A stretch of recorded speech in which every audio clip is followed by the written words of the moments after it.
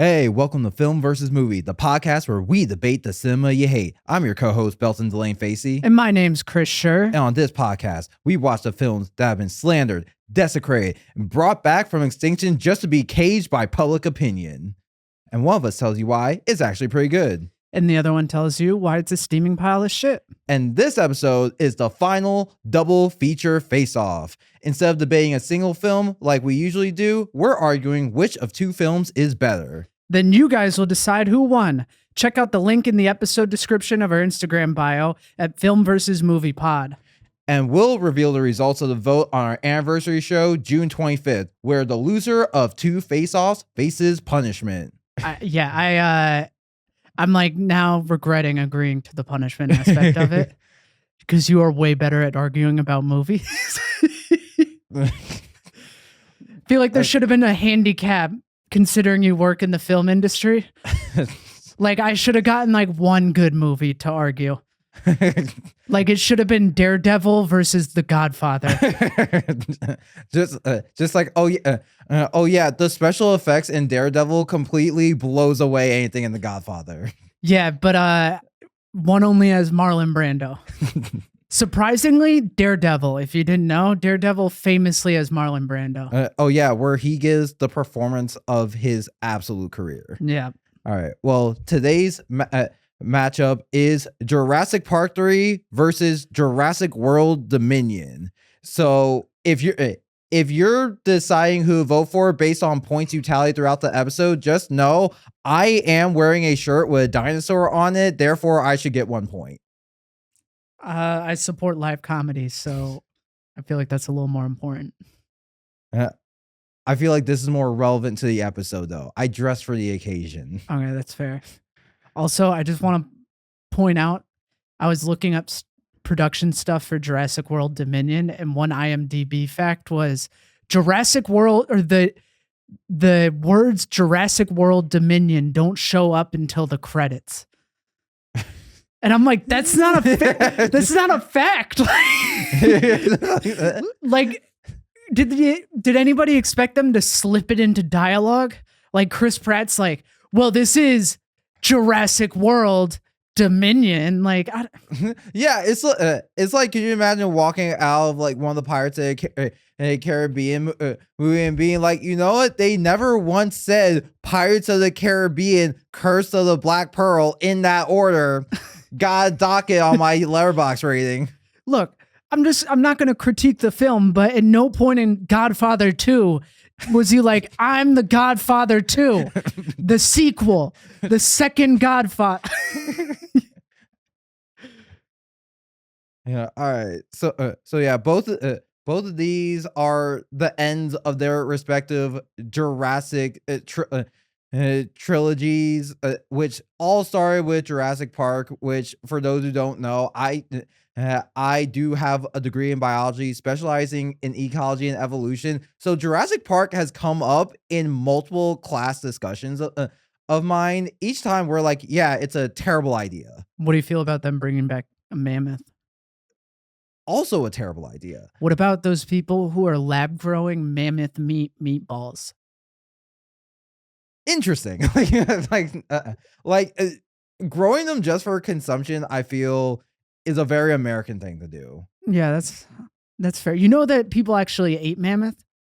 Yeah, no, they hunted them. No, oh, well, yeah, of course. No, like in the 1920s, they found a mammoth that had been frozen, and so they just like brought back a leg and had a big party to eat mammoth. Which, like, I'd do the same. Yeah, I'm like, totally fine with that. It's like, oh, nature perfectly preserved this for dinner. Yeah, I'd have eaten it too. Yeah, but it's like the thing about like Jurassic Park, at the very least, the way it's depicted in the movie, to have that, you're destroying the local ecosystem, and there's no way around it. And then just to feed all of them, you probably have to clear a lot of land for farming. What about like Jurassic Park on the moon? No local ecosystem. Tyrannosaurus Rex in low gravity. But then transporting food and tourists there is going to be super expensive. No one needs to visit. Yeah. I mean, It's just like something fun humanity did. I mean, yeah. I mean, look, I think someone would do that for fun. I mean, I have a stand-up joke where I say I don't trust white people to not make Jurassic Park. I do genuinely believe if Elon Musk was interested in animals instead of space and cars, he would try to make Jurassic Park. If he was interested in animals and space, he would be like, well, the moon's free real estate. Yeah.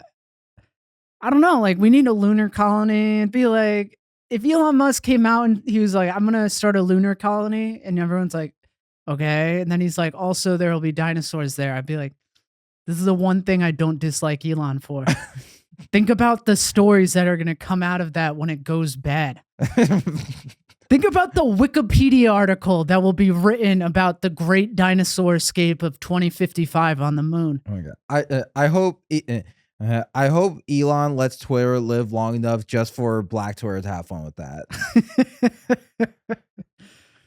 All right, let's get into the plot of Jurassic Park 3.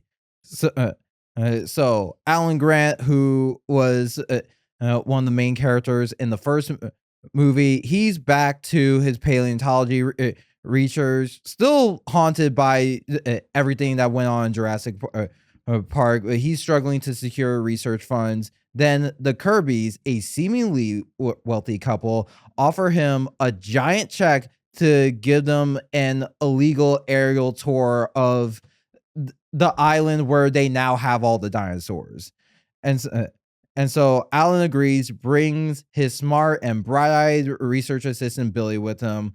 And then on the plane, there are just two mercenaries also sitting in the back with them. And he's like, what's up with these guys? And there's like, we're friends of the family. And he's like, all right, that's suspicious, but I'm already here. With like high explosive incendiary rounds packed into like a 50 cal sniper rifle. Yeah, like they are armed like that. Like the rifle should have been a giant red flag. Like this is gonna be more than an aerial tour. Yeah, I don't know. As soon as I saw that rifle, I'd just be like, oh, they're gonna die first. Like the mercenaries never make it to the end. Oh yeah, because if they did, that'd be too easy. Like I don't know. They didn't even shoot one dinosaur. Yeah. Yeah, that's the thing. I feel like that's a very overconfident thing to just be like, yeah, I'm just gonna shoot a T-Rex. What's it gonna do? And it's like, it's not as easy to kill as a deer. Okay, this is what I was thinking about through both movies. What gun do you think could kill a like? What's the smallest caliber gun that could kill a velociraptor? I feel like a velociraptor, like a standard hunting rifle, should work. I feel like it's the T-Rex and the bigger dinosaurs you gotta worry about. Like, do you think you could kill a velociraptor with like a 10mm pistol? I think close enough range you probably could. Okay. All right. So anyway, surprise, surprise. Alan soon finds out they plan to land a plane. They knock him out just so he stops whining about it, and so. As soon as they get out to explore, they're literally off the plane for like a minute and a half, and then everyone's running to get back on the plane. They leave one of the mercenaries behind, and he's like, "Wait for me!" And then he's quickly eaten by a dinosaur, and they aren't able to get out. The plane hits a stegosaurus and crashes. The pilot's eaten, and he has the satellite phone, so that's eaten too. And then after that, the Kirbys reveal they're just a middle-class divorced couple searching for their son Eric and the woman Amanda's boyfriend, who were parasailing nearby and got stuck on the island. And so as they're searching around, they soon find the parasail, which Amanda's boyfriend, his skeleton is still secure to. And they take that to use it as a rescue signal later. Then they're soon attacked by velociraptors. They escape in the trees, but the last real mercenary is killed. Which he wasn't a real mercenary. He was just like, I forget exactly what he did. He might have like worked some security job, and then they gave him a gun. It was like, come with us. He's like, yeah, I'm the guy who stands in the bank. Yeah, like if a robber comes in the bank, you know who calls 911 first? Me. And he's like, not anymore, though. I kept hitting the panic button anytime I saw someone a little suspicious. All right, and so yeah, the last mercenaries killed. Alan Grant observes the Velociraptors communicating and concludes they're searching for something. Then when they come up on him, he's saved by the couple's son Eric, who just throws tear gas in the mill, and he brings them to the supply truck he's just been living out of for 8 weeks.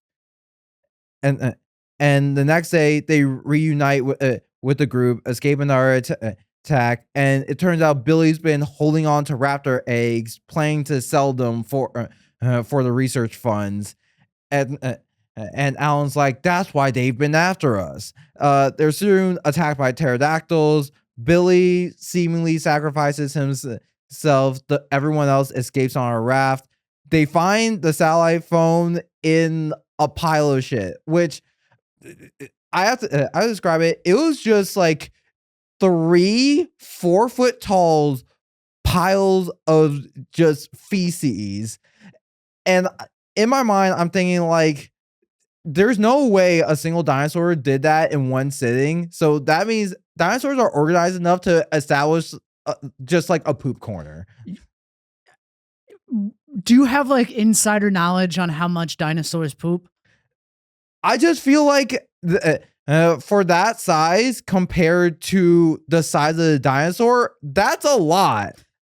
That's an Allosaurus, man. That's the biggest land carnivore ever. Okay, but when you see it compared to like the size of the one that ate the phone, that's still like way too much for one sitting. Also, it was 3 different piles, which implies at least 3 different times. Because I imagine they don't just sit down for too long and be like, oh, this is a big one, better shift this one over. You've never pinched it out, Belton? Like you cut it off and then you take another poop. Maybe it falls in the same spot. The poop was piling up so much that it was going to cause a backlog of poop back into the dinosaur's butthole. I'm just curious if your biology degree is like enough to just declare how much an Allosaurus poops. I mean, I am comparing it to the size of the Allosaurus. I feel like that's equivalent to like if one of us went to poop and it was just like a foot tall pile of just solid mass. You don't poop like that? You aren't taking poops that are a third of your body weight? I mean, if I did, I would go to urgent care. All right, so they get the satellite phone out. Alan calls Ellie, who is another character from the first film he's still in touch with. They're attacked by the Spinosaurus. They get away by using gas from the boat to light it on fire. Once they're almost at the ocean, they are confronted by a raptor pack. They give back the eggs. Once they get to the ocean, turns out Ellie, she's now married to like some guy in the defense department. So like the entire military is there to rescue them. Also, you're forgetting the best part.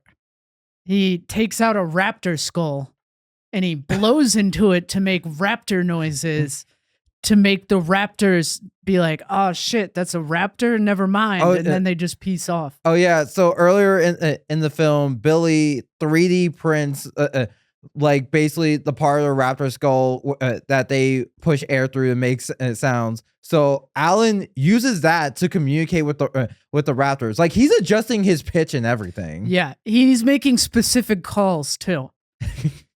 Like he made one and they're like, be nice about it. Like be helpful, ask for help. And then he's like, boom, boom, boom, boom. Yeah. And the raptors are like, oh, is that a baby raptor? Yeah, Oh no. Well, we better just leave. yeah, it's like they're using it as Google Translate or something. Yeah. Yeah, so anyway, they get rescued and it turns out Billy's alive. He's on the rescue copter. Happy And ending. he's like, I saved your hat. Yeah. Yeah, it's weird. Like I'm not sure that was supposed to be like a callback to Indiana Jones or something. How much he cares about his hat, because I mean, like it's been a few years since I've seen the first Jurassic Park, but I don't remember him caring about his hat that much. Yeah, neither do I. They also, I feel like they made an indie reference in Jurassic World Dominion when the guy's like, don't just go in there blazing with your vest.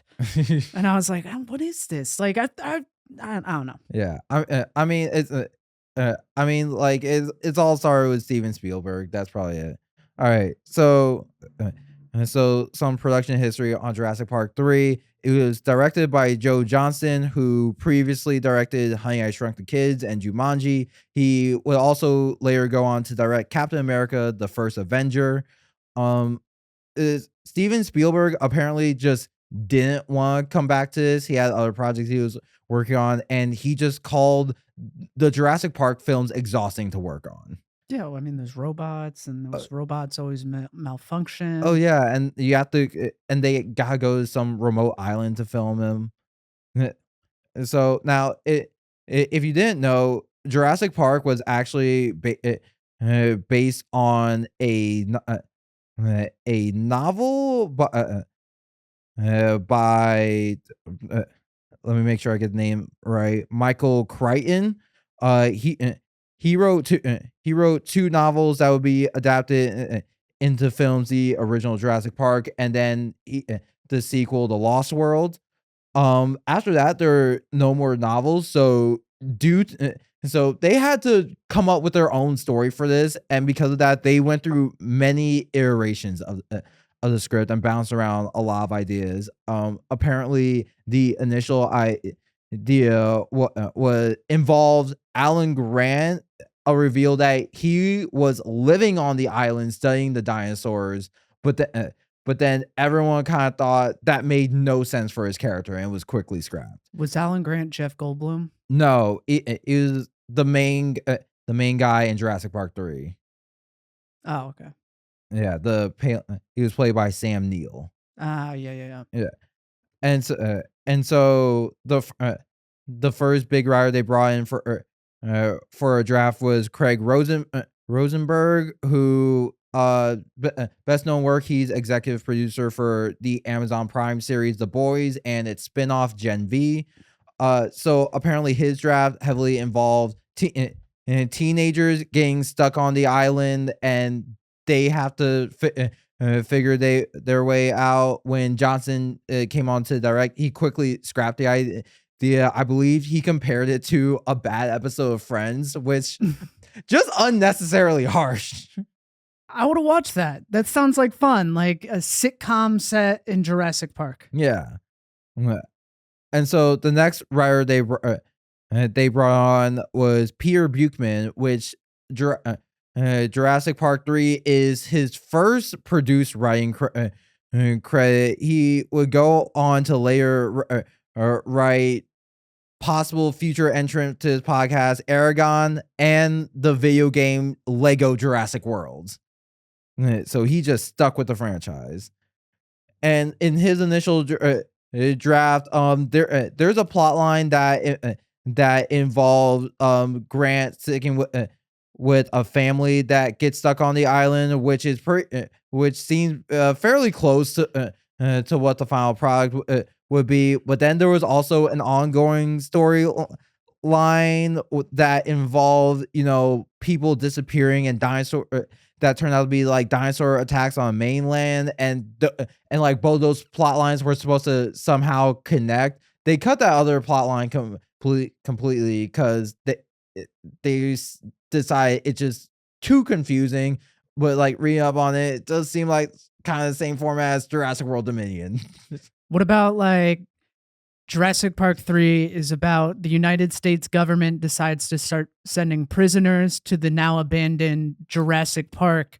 And if they can survive for a year, then they are pardoned for their crimes. Wouldn't you watch the shit out of that? Yeah, and that doesn't entirely seem like something the U.S. government would do. I could see like if there's a really bad crime and there's a conviction, people are just like send them to Jurassic Park.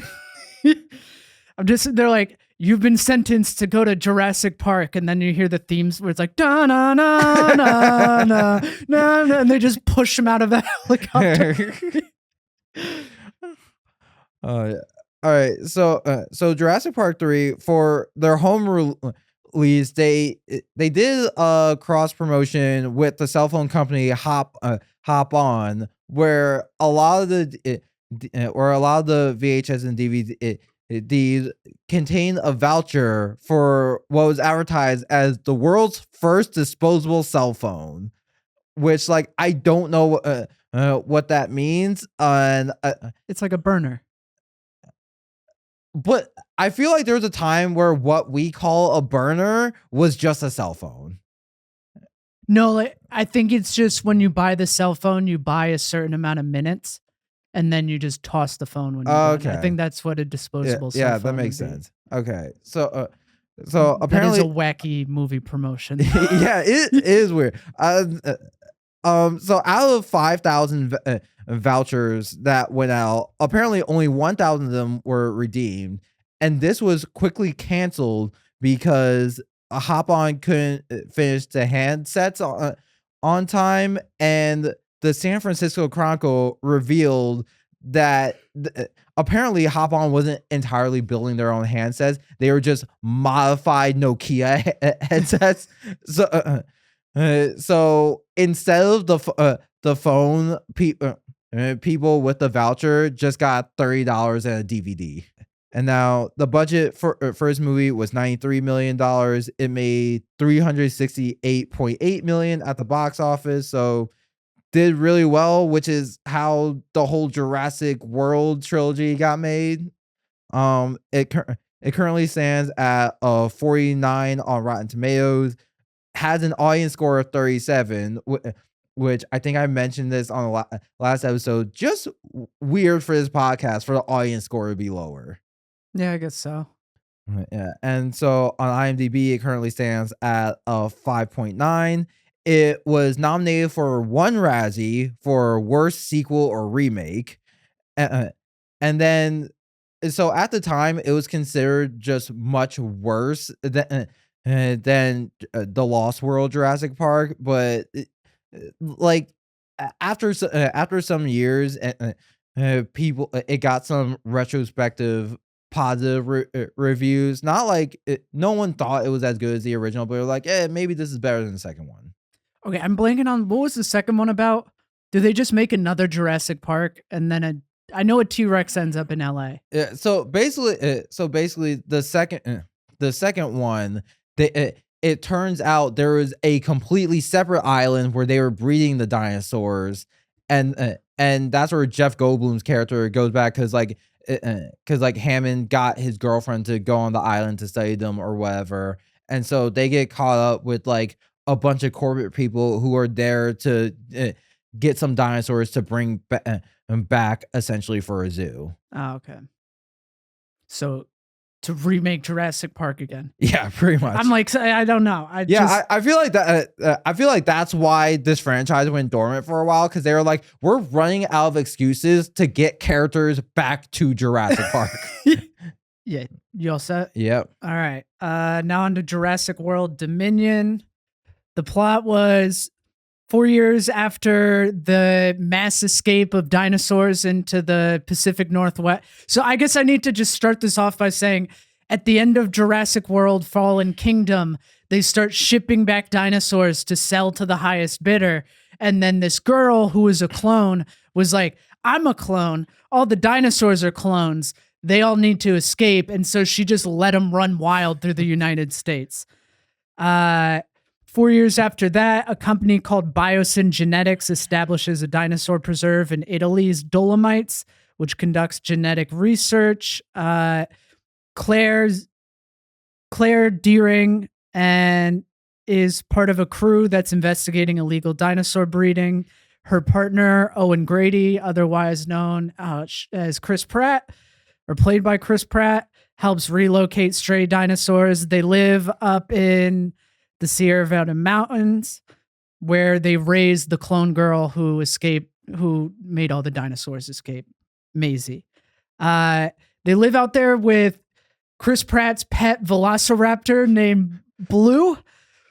He's just wandering around. He has an asexually produced kid that Maisie names Beta.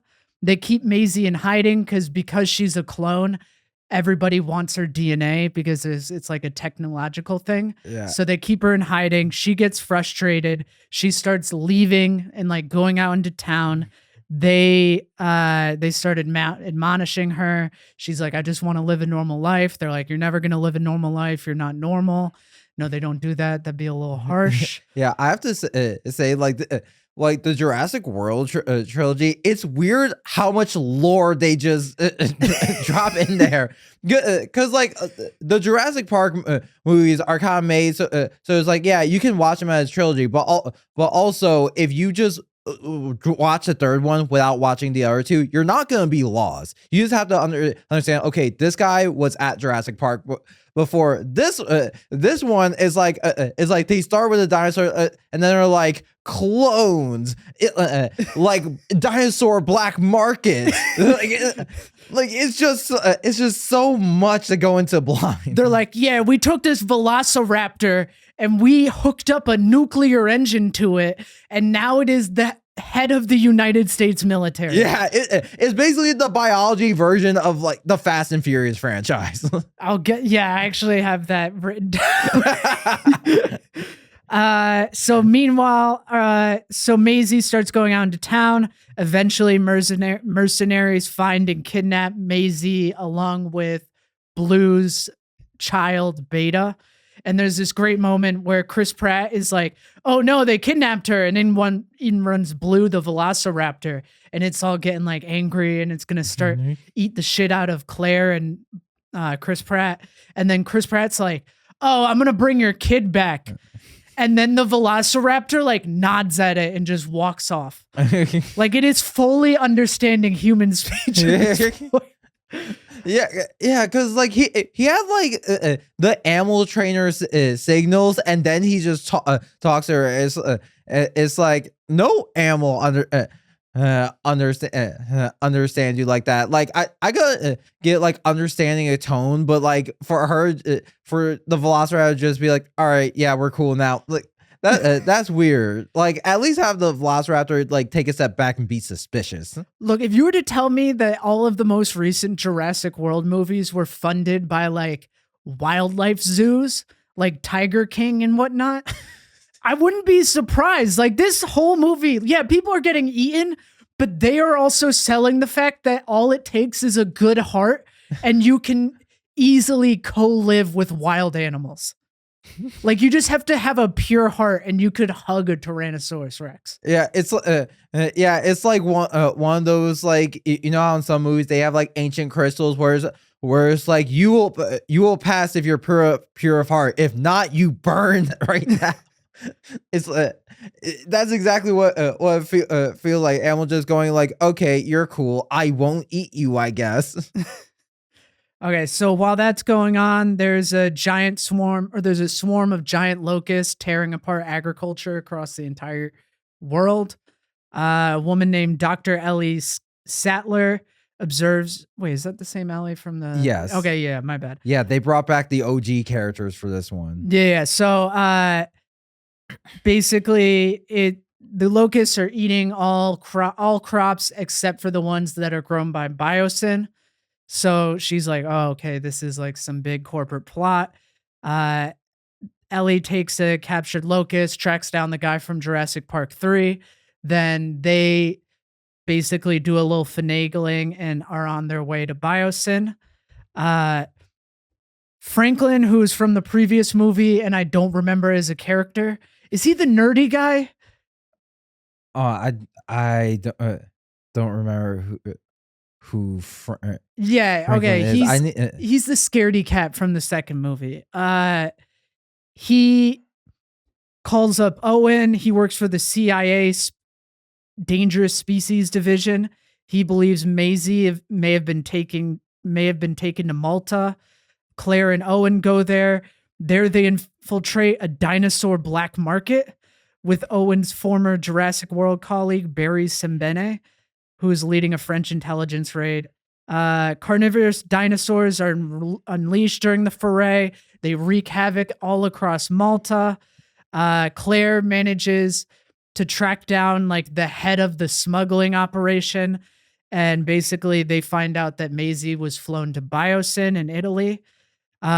There's a whole chase scene where Chris Pratt is getting chased on a motorcycle through Malta by two there's some type of there's some sort of raptor, because they're like genetically engineered where this woman can just like use a laser pointer at someone and then they just focus on that person until they get them. I don't know. It ends with Chris Pratt jumping a motorcycle into an airplane with the raptor chasing it.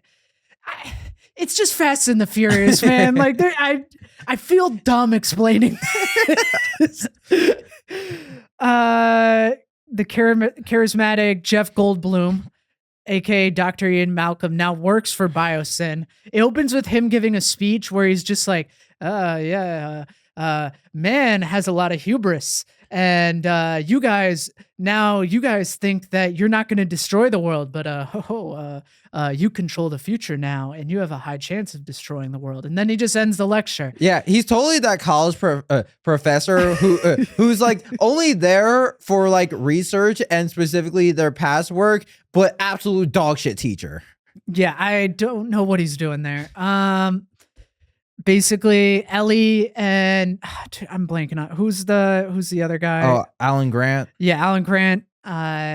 They meet up with Jeff Goldblum. Jeff Goldblum's like, hey, they're keeping all the locusts downstairs. He gives them like a little keypad in order to get down there. Meanwhile, the head of Biosyn, CEO Dr. Lewis Dodgson, is working with the geneticist Dr. Henry Wu to modify. They're the ones responsible for the locusts. Yeah. Basically, Dr. Wu is like, this seems like a bad idea. We released them and now everything's going wild. And Dodson is just like, yeah, but think about, we're going to control all of the crops in the world. Think about the money that could be made. It's turning into like a capitalist critique. Wu ends up in front of Maisie once she gets brought to Biosyn. He basically spills the beans on what's happening. He's like, hey, I just need a little of your DNA to stop the locust attacks. Dodgson's is like, what the fuck are you doing? Why are you telling him all this? While they're talking, Maisie just releases the velociraptor out of containment, climbs down. Now she eventually runs into I'm blanking on Alan and Claire. Yeah. Or not Claire. Alan and Ellie. Yeah. Meanwhile, while that's going on, shit. Okay. They get down into the locust enclosure. They're like, oh shit, they are breeding them here. They take a sample of it. On their way out, all of the locusts start swarming. They nearly get killed by them. Then they meet up with Maisie. Then it cuts back to Owen and Claire flying in the plane with, they're flying with a woman who is sympathetic to their cause. She radios into, Kayla. Yeah, Kayla. She radios into, there's like 9 different plot lines here.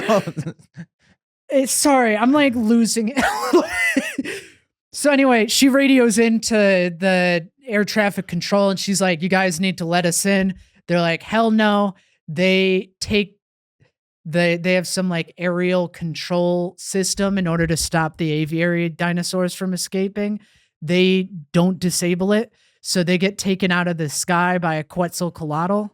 That's the name of the dinosaur, right? I guess. Yeah. Look, I'll be honest. I watched this one. I was just like, oh, I'm glad I don't have to summarize it. Yeah, me too. This is awful. I was just like, oh my God. Owen's like, you got to use the parachute. And Claire's like, no, we got to all crash together. And he's like, no, you have to save our daughter. That's not our daughter. And she's like, okay. So she parachutes out. They crash land on an ice lake where they run into, what was that? I think that was the same main dinosaur antagonist from Jurassic Park 3. Look, I'm cool. And I don't think it was. Look, at this point, I'm cool with calling every dinosaur like 6 foot under a raptor, anything between 6 foot and 8 foot, an Allosaurus, anything above that, a T-Rex. Okay, well, it was an Allosaurus nonetheless. They had the spine. We're running out of time here, Bella. I need to get through this.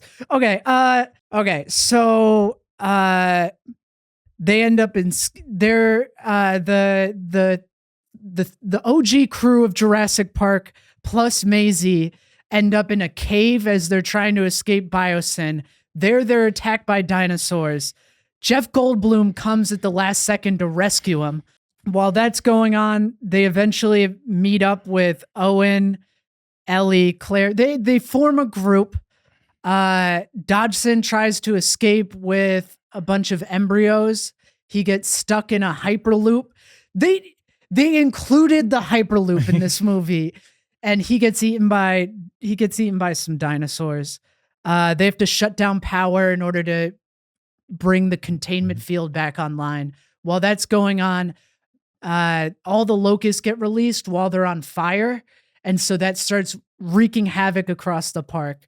Eventually, they get everything online.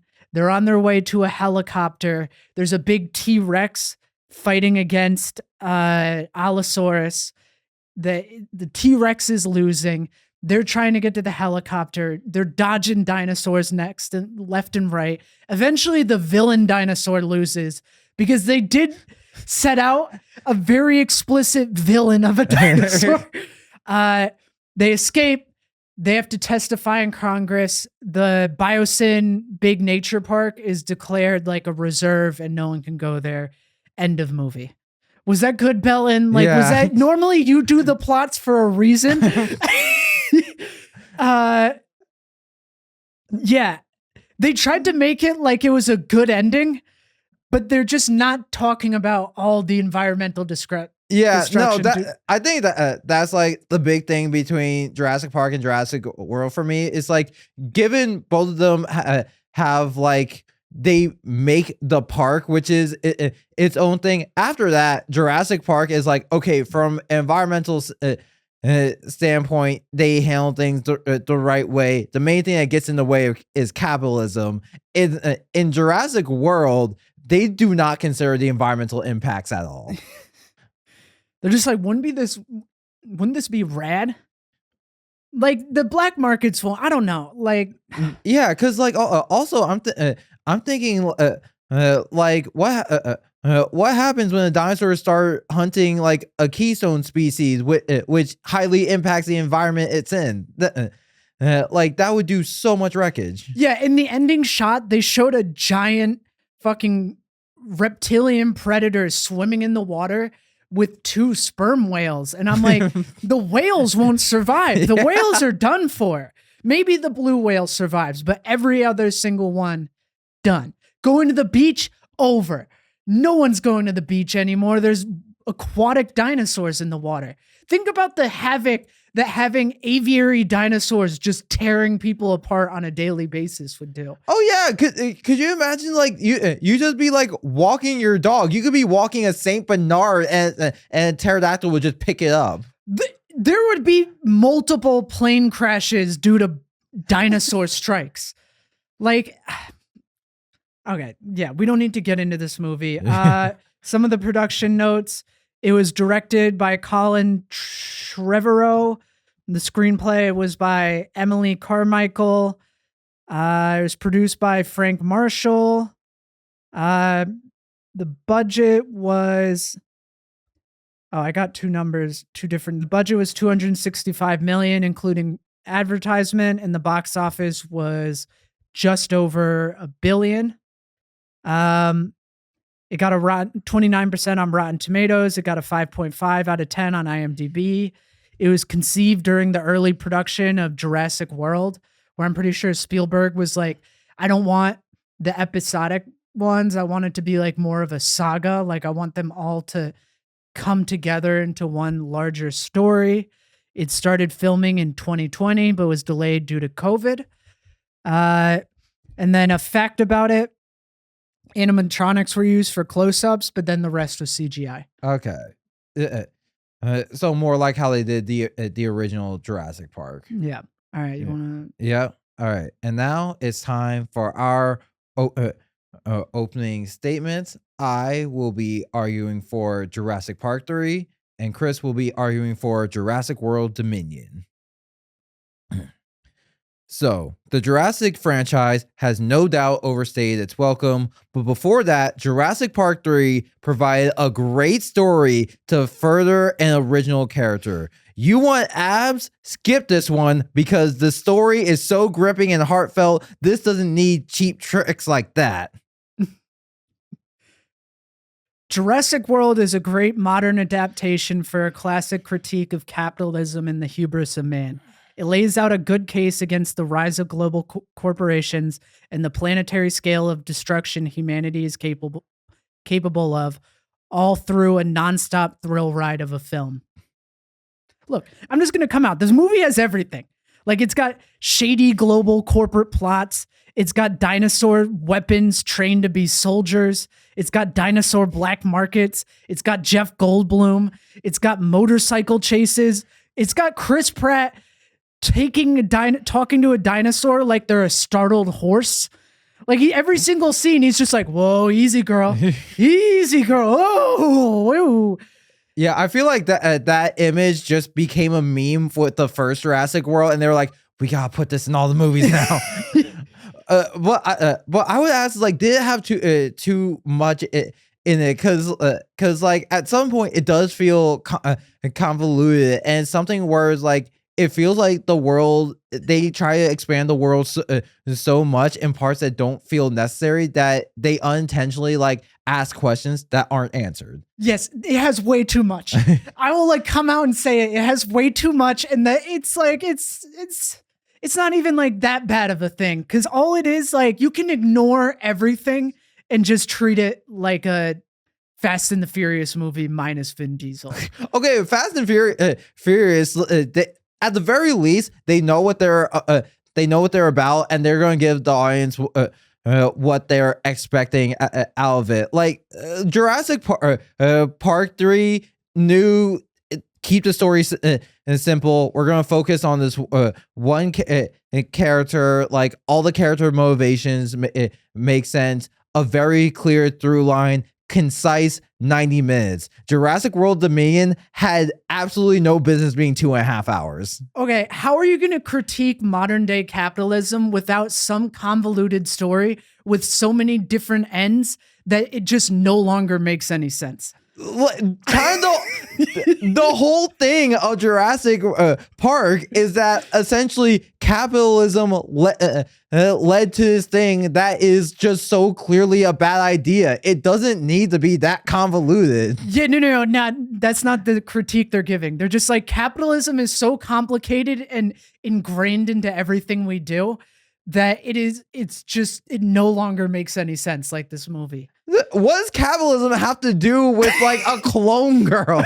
Look, we're cloning girls. Okay, look, the main thing with capitalism is, you know, the stuff about the locust as genetically engineered to eat all the crops except made by this one company. Like that, like I think that would be a solid like sci-fi plot line critiquing capitalism. But like throughout the film, that just seems so distant from what, you know, Chris Pratt and Bryce Dallas Howard are doing. They're out like searching for their daughter and a dinosaur, and like that's this thing.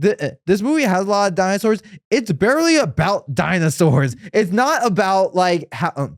how dinosaurs have like progressed, or like what else we're doing with dinosaurs. Like all the other Jurassic movies are, they're just like there as accessories.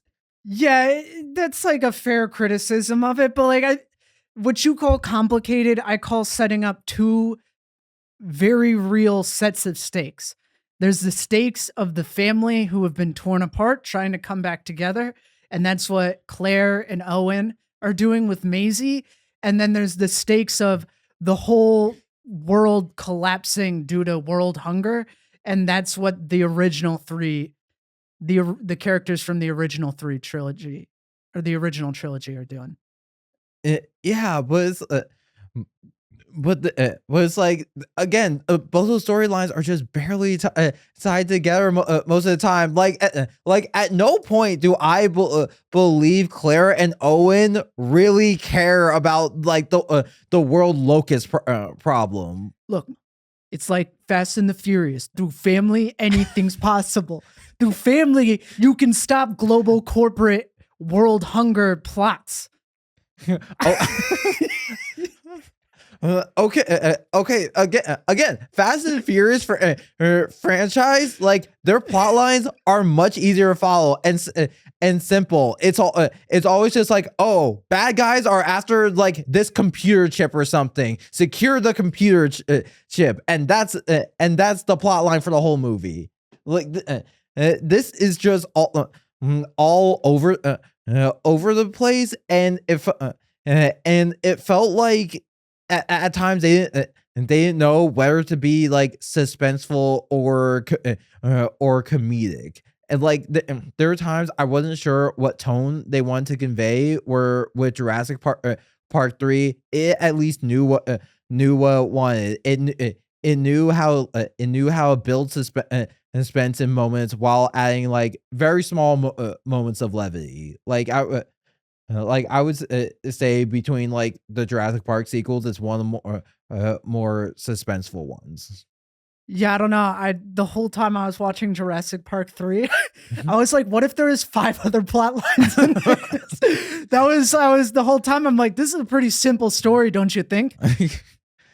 Okay, but simple isn't bad. Simple is comprehensible. Again, like the Jurassic Park 3 was a story where it's like 90 minutes. They set it up, got in, got out, and you're just along for the ride. Realistically, if someone did release dinosaurs into the world, there would be at least like 5 different stories surrounding it.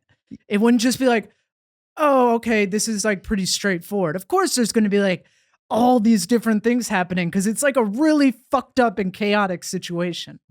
Yeah, but that doesn't mean they all go together in the story. Like we're talking about, say the MCU after like Thanos snapped and everyone come back. There's undoubtedly a lot of stories that go in there, but as a storyline, we're only going to focus on a few because that's what's important to the characters we've been following. Like the original Jurassic Park cast, it feels like they were mainly brought in as a cash grab. Like, so they could be in all the trailers and people could be like, oh, they're bringing back the original characters, even though they barely interact with new ones. Look, okay, here, I'm just going to fuck the Jurassic World characters. We're going to bring back the original guys because they've rocked. That's what this movie did. It was just like, you know what? Let's just bring back the original 3 so we can hear Jeff Goldblum talk. Yeah, but then that's weakening the characters you already spent 2 movies building up. Well, what if they're already kind of weak characters? Like, do you ever think of that, Belton? Like, then that's just a major flaw. Well, yeah, but like, we're not judging the whole series. We're just judging Jurassic World Dominion. They saw a flaw in the trilogy and they fixed it by bringing in better characters.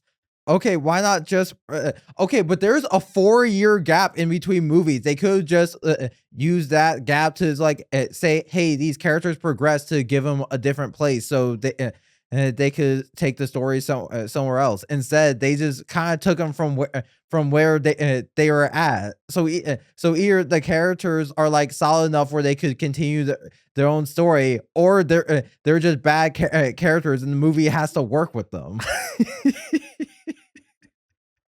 Look, I'll watch 2.5 hours of Chris Pratt just going like, "Whoa, easy girl, easy girl." That's his whole character. I don't know. Like, okay, let's just follow the arc of their characters. In the first one, Chris Pratt is like a raptor trainer at an amusement park. Then in the second one, he lives in a van and he gets called back out of retirement in order to go back and save his previous pet. And then the third one, he's just like chilling with his pet. He doesn't have like a ton of growth, honestly.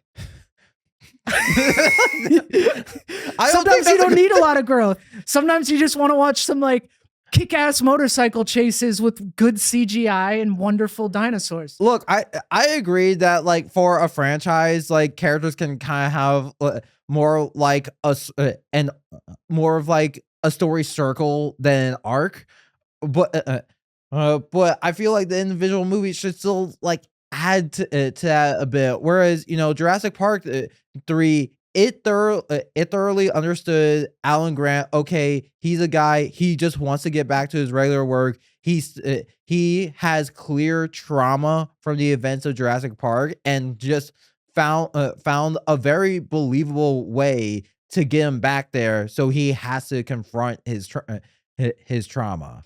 I'm not buying it. Like, he could have just not gone.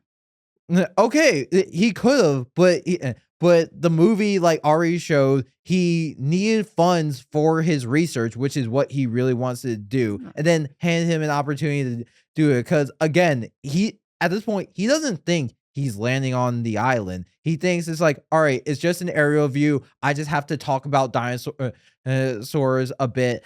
I can do that, and it's not his fault that they got stuck there. Okay, yeah, all that's a fair critique. It's like, yeah. CGI in this film was great. It definitely was better than Jurassic Park 3. Okay, well, yeah, because it was made like 20 years later. Well, no, like Jurassic, I'd say it's like on par with Jurassic Park 1. I just think like they put more attention to detail in Jurassic World Dominion in terms of representing the dinosaurs. I mean, they even have feathered dinosaurs. Yeah, I mean, I guess that is one thing with the Jurassic World series, because with monster movie franchises, with each sequel, the kind of logical progression is, all right, either bigger monsters, more monsters, or smarter monsters. I think Jurassic Park 3 took the route of smarter monsters by establishing, velociraptors can be pretty intelligent. Jurassic World as a franchise took the route of more monsters, and they were just like being more creative with them. See, I also think they did the smarter monsters, but they just like took it so far. Now everyone had allies. Jurassic Park and World both has this like, they have this weird thing where they're like, yeah, no, there's antagonist dinosaurs. So much so, there's actually a quote from the director where he's like, yeah, the film's dinosaur antagonist is the Gigantosaurus, which the director saved for the final installment to set up a rivalry with the T-Rex from Isla Nublar seen in previous films. He said about the Gigantosaurus, I wanted something that felt like the Joker. It just wants to watch the world burn. Look, this is like the thought that's going into this movie. So you're saying it's chaos. I say that's by design. I'm sorry. I'm still laughing at that quote. Like you have a giant, essentially a giant T-Rex. It doesn't need to be that complex. You could just be like, yeah, he wants to eat everything and just wants to fight everything off. It's like that. And it's like, okay, simple enough. We can roll with that. I like that he's like, he has motives behind. They're giving the dinosaurs motives essentially. I will also give Jurassic World credit that basically since Jurassic Park came out, there was evidence that like actually dinosaurs probably had feathers, and so they added dinosaurs with feathers in them, and like and made them colorful a bit. They also explained away why they didn't previously. They're like, oh, it's all because they were like mutants essentially. So that's why they all were all scaly boys versus we had purebred dinosaurs. They keep using like bizarre words for dinosaurs. Like when the woman's selling the raptors, she's like, these right here are thoroughbreds. These are purebred, thoroughbred dinosaurs. Yeah, it's weird. She calls them thoroughbred dinosaurs, but then like does a trick where it's like, are they trained for this or are they genetically engineered to just do that? Because I think that's the thing that's kind of fault of like the Jurassic World franchise is that they turn dinosaurs into weapons as opposed to just wild animals, which just like makes the whole thing fall apart a bit. Because I remember in the first Jurassic World, there was that one guy that was just like, "Oh, we could like put these velociraptors on the front line of the military and win wars," and you just like laugh him off because that's such a ridiculous idea. But then, like, that's kind of what they're doing. It's such a dumb fucking. Okay, but that's what they're doing, except they train velociraptors for like covert missions.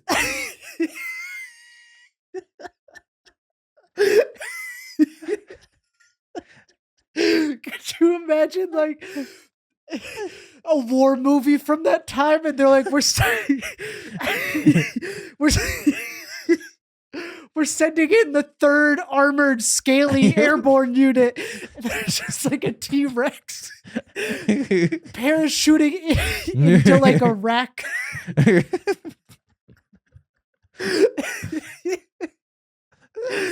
No, I'm just imagining like they try to parachute any animal into a war zone. The enemy soldier is just like, an animal's coming down, but slowly because it's a parachute. Let's just shoot it before it hits the ground, and then it's just like a corpse that falls. They're just like, we strapped a bunch of guns to a T-Rex.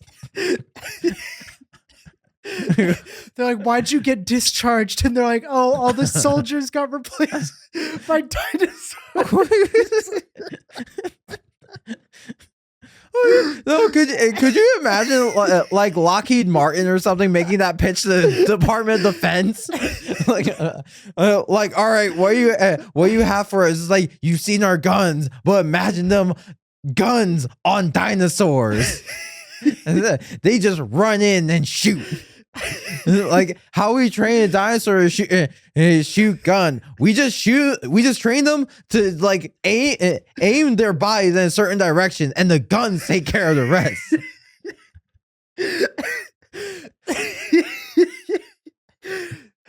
I can't get over that. Is so dumb. They're like, what? Oh my god, you're right. Oh my god. But that's what makes it such a fun movie. They're just like taking all of these really dumb ideas and throwing them out there.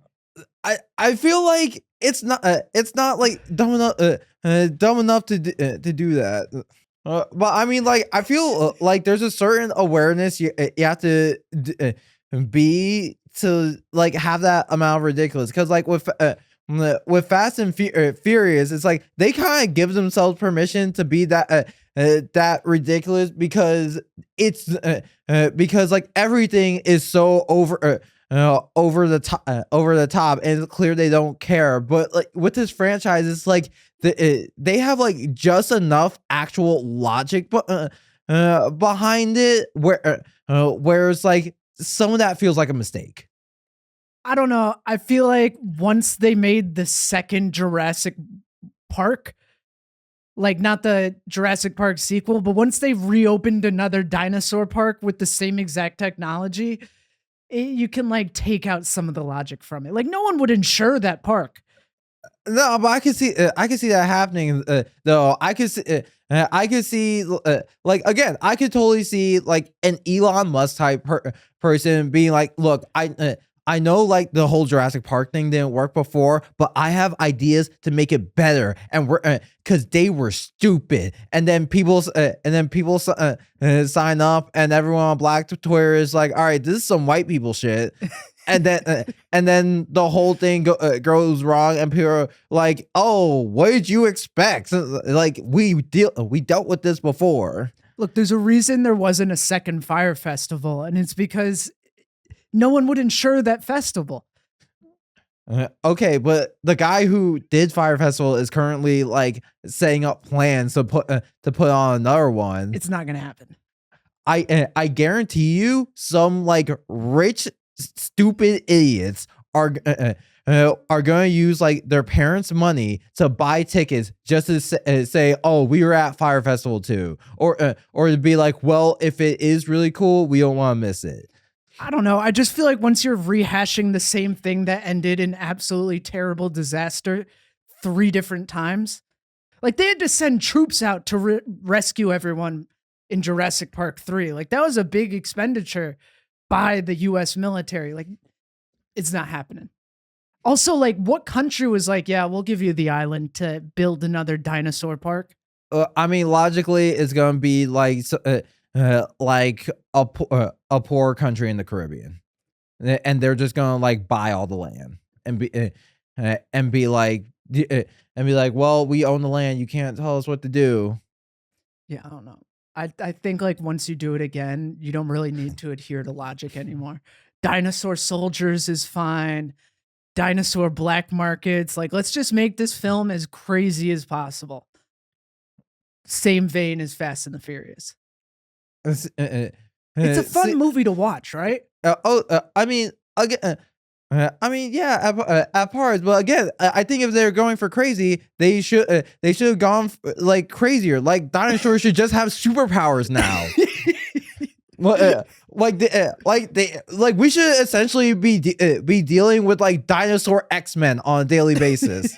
Like like if you're going to like mutate dinosaurs into super soldiers, go all out. Like, why is there not a Velociraptor version of the Captain America serum? Would that turn a human into a Velociraptor, or would that turn a Velociraptor into a really strong Velociraptor? Maybe both. Oh! Like honestly, like get put honestly put Velociraptor Man on the front lines with Velociraptors. Look, the film was like, it's kind of a cash grab, that second series, and once something's a cash grab, you can just like do whatever you want. And I think that's kind of like why Jurassic World Dominion is crazy and fun and a great movie. Yeah, but the thing is, the franchise didn't start that way. Like Jurassic World was like pretty straightforward. Like, all right, we're authentically going to continue the film franchise, and then like it just steadily got crazier. Which I know is how like the Fast and Furious franchise went, but I feel like if you're already working with a pre-established franchise that actually adheres to some rules of science and logic, like Jurassic Park does, you gotta either go crazy fast or not do it at all. They went crazy pretty fast. Like not in the first movie. Well, I mean, you yourself just said that there's a guy in there talking about turning velociraptors into weapons. Yeah, and he was shot down.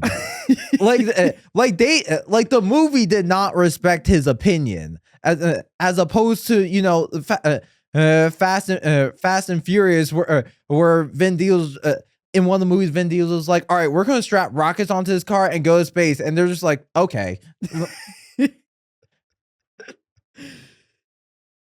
I'm telling you, this one, I think it's fine.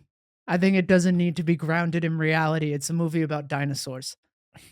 We should probably get into three things. Yeah. Too. All right. So now it's time for our concessions. This is where I give 3 things I didn't like about Jurassic Park 3, and Chris gives 3 things she didn't like about Jurassic World Dominion. Um, my first concession, I do think Jurassic Park 3, they needed more variety in the characters to bounce off each other. Cause like I really wanted them to have different personalities because you have Alan, who's, the smart one and like obviously the very knowledgeable one. Billy, who's like not as smart, but also like younger, more a bit more reckless, more risk taker.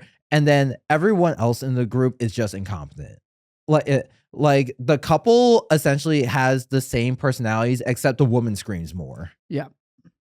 Eh, and the mercenary for hire was also the same level of incompetent. Like I think he could also be incompetent, but like he could have been like a lot more arrogant. Like if he thought like, oh, I could actually just hunt all these dinosaurs. Like the second Jurassic Park movie had like a game hunter who was just like, I want to bring a dinosaur back as a trophy.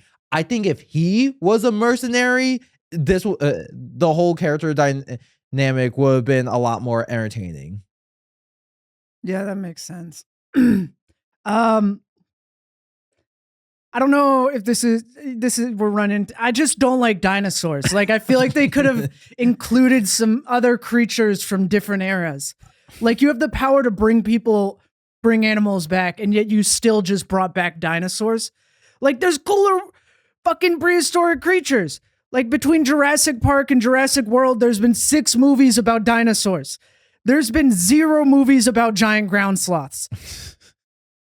Can I get a movie about a guy stranded during the Carboniferous who lives in an environment so alien he begins to question if he's still on Earth, where little shits of fish just squirm their way out of the sea for the first time? Like, can you get something other than like, oh, big lizard, scary. Oh, and it roars. Like, give me something. You have the power to bring back any prehistoric creature, and it's just always fucking dinosaurs. Honestly, if they did that, it also would get around like the question of how did someone insure this park? Like if you just had a different era, different animals, and people aren't like, oh, this is just the Jurassic Park disaster all over again. Like, remember those? I forget what time span, but you ever see those like giant fucking insects? Yeah. When there used to be a lot more oxygen on Earth, and they're like this, like bring me some giant insects. Yeah. That shit's really cool. Well, I mean, they had that with the locusts. One type of bug, and that wasn't even a classical prehistoric insect. That was just a regular locust that they made bigger. I'm pretty sure. I just assumed it was prehistoric. All right. My second concession, I feel like Jurassic Park 3 could have used more variety of challenges, because like the original Jurassic Park, it had a lot of elements within the park that they had to get through. With this one, it felt like all the challenges were just like dinosaur fight after dinosaur fight in the exact same way. Like I just get just give me something something new. They briefly had something with the pterodactyls where it was made more aerial, but then like they quickly brought that to the ground and just became another dinosaur fight. Yeah. The acting wasn't very good. It really seemed like everyone was just kind of phoning it in. Maybe it was they had to stop filming because of COVID, and then they're dealing with restrictions on like filming for the first time. But I just kind of felt like everybody but Jeff Goldblum was flat. Yeah, I can see that. I also imagine between this and Marvel, like someone's job was just to like smack cheeseburgers away from Chris Pratt. What he's like a success. He's lost the weight and kept it off. Yeah, because a biblical diet. Yeah, because he's been in 2 major franchises. Like I'm sure. Like I just want to see as soon as like Jurassic World is over and Star-Lord is killed off in the MCU, like does he go back to like Andy Dwyer build? I don't think so. That's my guess. Yeah, That's my I mean, bet. I mean, like it's probably very much tied to his image at this point. Yeah. All right. All right. We're running Oh out of yeah, time. my final concession. They don't utilize the intelligence of the velociraptors enough. Like they established that they're smart, but then like their intelligence doesn't cause a lot of problems throughout the movie. They set that trap, but they only do it once. Yeah, that like no one really fell for. Okay. The whole second franchise was a cash grab, and it shows. Nothing new was being said. It was just repeated in a less interesting way. Really, none were needed after the first film. Yeah, pretty true. All right. Closing statements. Yep. Closing statements. Jurassic Park 3 is undoubtedly a step down from the original, but it's so much better than the mess that was sold to you as Jurassic World Dominion. The plot isn't convoluted, and the original characters have stories in a way that progress their arc and aren't forced. Best of all, it's actually about dinosaurs. If you saw the original and need something extra to scratch that itch, Jurassic Park 3 is exactly what you want. Jurassic World Dominion is a nonstop thrill ride that fully sells the chaos of introducing unknown elements into the environment. It will satisfy your itch to see prehistoric creatures come to life through compelling storytelling and gripping action.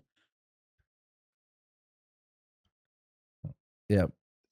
Again, a franchise that didn't need to be longer than one movie. All right, that's the. Yep. Yep. That's the pod. Remember to hit the link in the description to vote on who won, and if you didn't vote on the previous weeks, you can still do that. All right. So this has been another episode of Film versus Movie, and see you all next time. Bye.